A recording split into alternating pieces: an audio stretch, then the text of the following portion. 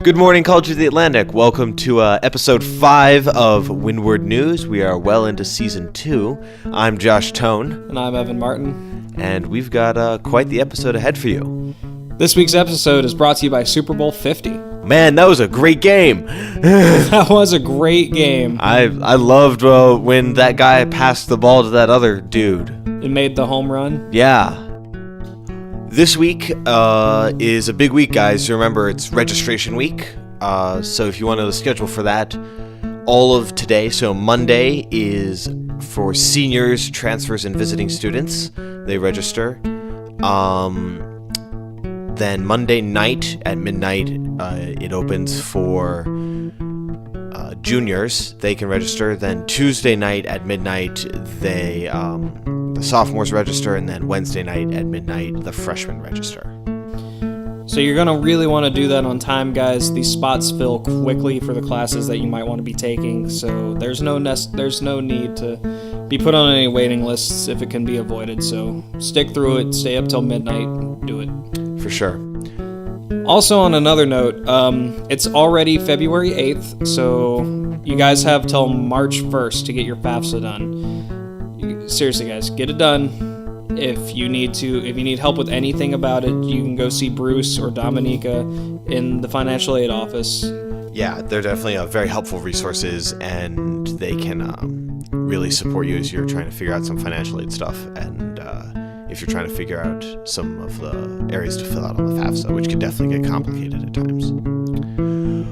This Tuesday at 4:10 p.m. in the McCormick Lecture Hall, the Human Ecology Forum is presenting Marty Crump, who's going to be talking about some folklore surrounding amphibians and reptiles in this world and around some endangered creatures. So that should be pretty interesting. You should check that out. Yeah, I don't think I've heard any folklore around reptiles or amphibians, so I might go and see it. Yeah, definitely something that should be pretty cool. Also, Tuesday night at 8 p.m. in Deering Common, there's a coffee house with Dan Blakesley, who's a Maine folk troubadour. He's been playing since 1995, so you should definitely come and check him out, because it's always nice when the college brings in artists for the students to hear. Yeah, guys, go support your local artists. Definitely. Ev, you want to tell them a little about the Sea Urchin at Dark? Yeah, so Sea Urchin After Dark is basically just Sea Urchin, but in the dark. It's every Wednesday and Sunday evening, and they'll have popcorn. Same thing Sea Urchin usually has. Yeah. And that's from what, 7 to 11? Yeah, 7 to 11 o'clock at night. Great. That's an awesome new project that Student Life is doing. So if you've got any comments or questions, you should let Student Life know so they can refine their project. Here at College of the Atlantic, with our very healthy dating scene, I would just like to remind you guys that Valentine's Day is coming up on the 14th. Yeah, so you couples out there, don't forget to do something special for each other or for other people or for whoever. And now for this week's edition of Free Range Nonsense, written by Max Paris and produced by Josh Tohn and Rose Edwards. The year was 2006. A harmless college sport based after a series of fictional books about a magical world of wizards and witches has just been invented. They called it Quidditch. However, as soon as a sport exists, so does competition for the number one spot, and Harvard University knew that they must have it. Driven by their need to be number one in everything they possibly could, they quickly assembled a team of Quidditch players from all over the globe and went to challenge every college in the world. Starting at the west coast of the United States, they worked their way east, dominating schools all over North and South America. As winter hit and fall season sports ended, Harvard finished off their Quidditch domination of the Americas, except for one small college off the coast of Maine named College of the Atlantic. They were so new and small that Harvard had almost missed them. But Harvard knew that to have true domination, they needed to beat every college, no matter the size and age. Harvard went to challenge them, figuring it would be an easy win. They could not have been more wrong. It turned out that many of the world's greatest Harry Potter fans were students at College of the Atlantic, most likely due to the fact that there was a castle on the campus which kind of resembled the castle in the book. College of the Atlantic crushed Harvard in a landslide victory, and so a begrudging Harvard retreated, but not before swearing that they would be back every single winter until the day they could beat College of the Atlantic. Year after year they returned, and year after year they were defeated. And so we join our students just moments before their destined battle for the Harvard Atlantic Quidditch Cup. I don't understand why, out of all the sports to take seriously, we chose Quidditch. Because it's fun! Okay, sure, but why do I have to be the mascot? Because it's fun! Maybe, but why does the black fly costume look like a pile of garbage? Because it's... And don't say because it's fun again. Then I have nothing to say. That costume is made of all the sketchy garbage students find under turrets and held together by the sweat and blood of anyone who tries to wear it for an extended period of time. Yeah, I'm not wearing that. Professor! How lovely to see you! Why are you outside in public? Normally you try to avoid students like the plague when you aren't in class. Good observation, Ryan. Normally, I would be avoiding any sort of contact with you at all, as if my life depended on it. However, according to the people who sign my paycheck, I have to be the announcer for this stupid fictional game. Hey, I'm announcing for the game too! I guess that makes us announcing partners! Ugh. Each year I do this, and each year they pair me up with the bubbliest student they can find. Sometimes I wonder why I ever put up with this college and its ridiculous traditions. Nothing about this sport is normal. And why do we battle Harvard out of all the colleges? And in winter! We could just wait for spring, but instead we put fake grass all over the top of our skating rink. It's tradition. Has anyone seen Leo? She ran off somewhere practicing being a snitch. What? How can you practice being a... It's Leo. Right. Point taken. All right, I'd best go prepare for the battle while I still have time. Do you guys hear something? Oh no, they're here early. I still have so much to prepare.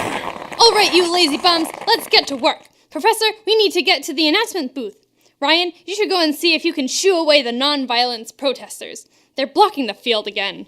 Call me lazy again, and I'll deduct 100 points from your next project. Gryffindor! My next project will be Gryffindor. Nice try, but I'm not saying it. It was worth a shot. And so, everyone moves off into the hustle and bustle of the pregame, going about their assigned tasks. Meanwhile, Leonora practices her snitching on the north lawn. Unbeknownst to her, a helicopter is landing full of the biggest, hulkiest Quidditch players she's ever seen. Unbeknownst to the Harvard Quidditch team, a crazy girl dressed in yellow is about to drop out of a tree right in front of them. Ah, here at last, in this college out in the woods. Ugh, so dirty. Team, let's go destroy them quickly so I can go home and take a bath. Snitch! Oh God, what is that thing? It's a snitch, see? And this is the sound it makes. Snitch! What in the world did I just witness? Yar! Did you guys see a crazy girl dressed in yellow with a sock tucked in her belt run by here? What is going on here? This is a madhouse. This is not how you greet your esteemed guest, you savage. Ha! Esteemed guests, ye say? I've eaten dinner with the Prince of the Austro-Hungarian Empire during World War I. You don't even make the top 10, matey. Well, never have I been so mistreated as at this very moment. I'll have your head for this. You should know that I'm not only the captain of the Harvard Quidditch team, but also... I don't care who you are. If you want me head, you're going to have to wait in line behind Blackbeard. Now, which way did that crazy girl in yellow run? Never have I been so offended in all my life. Come, team, we shan't speak to these barbaric animals. Let's just get this over with. Meanwhile, at the group of non-violence protesters... Let's get this over with. Hey guys! You kinda need to stop protesting for now so that we can start the game! That's exactly what we're protesting! Sports are competition, competition is capitalism, capitalism is imperialism, and imperialism is wrong! Really? I don't know, that seems like kind of a stretch. Plus, I thought you loved the Harry Potter books. I do! But that doesn't mean I will support this. You know what sports are? Organized violence! The ancient Romans used to slaughter each other in arenas for entertainment. You know what they called that? Gladiator fights? Sports! Okay, whatever you say. But I'm pretty sure that there is nothing in the Quidditch rulebook that says, to the death. It's the principle of it. Oh! The Harvard team is here. Alright, you guys have like 5 more minutes and then you have to take a break from protesting until the game ends. We won't stop! This game is wrong!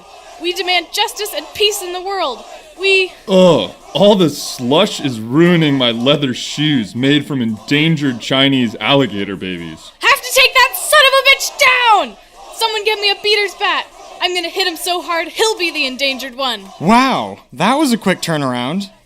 Meanwhile, somewhere on the north lawn, Hunter, I got her pinned down. Quick, sedate her while you can, so I can throw her in the cage. Snitch!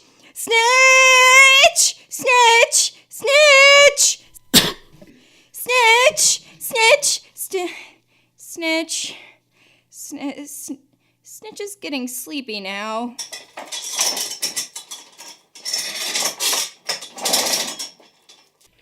All right, now she's finally in the snitch cage. Now we're ready to start. with the snitch caught, the protest repurposed, and both teams fired up, the game is about to begin. Will the Harvard Quidditch team finally beat College of the Atlantic? Or will the reigning champions hold their position for another year? Either way, the game is sure to be contentious and exciting, so join us next week to find out what happens, and for more free-range nonsense. Thanks for listening to this week's episode of Free Range Nonsense. It was written by Max Paris, produced by Josh Tohn and Rose Edwards. Voices are by Amber Wolf, Aspen Budd, Austin Ogofa, John Harmer, Rose Edwards, Josh Tohn, Laura Montanari, and Jeremiah Kimberly. This week's episode of Windward News was published by Maximum Tone Records and produced by Joshua Tohn. I'm Evan Martin. And I'm Josh Tohn. And thanks for listening. Have a great week, COA.